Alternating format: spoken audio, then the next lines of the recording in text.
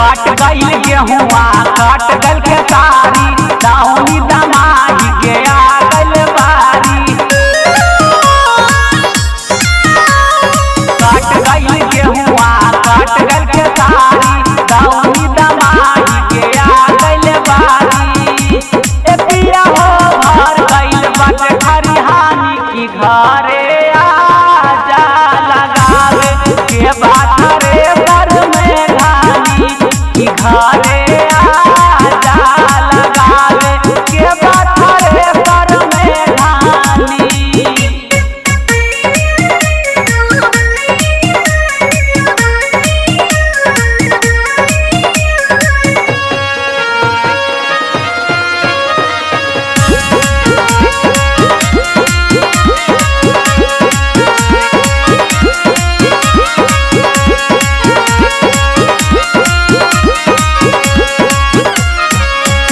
अब जाती पिया जी आईवाना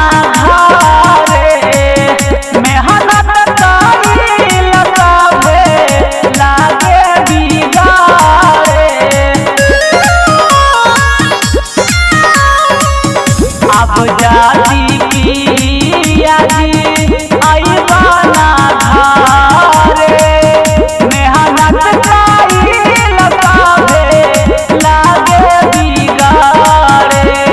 घेरे ले बदरिया बहे पुरवैया दिनों दिन बिगड़त सैया समैया।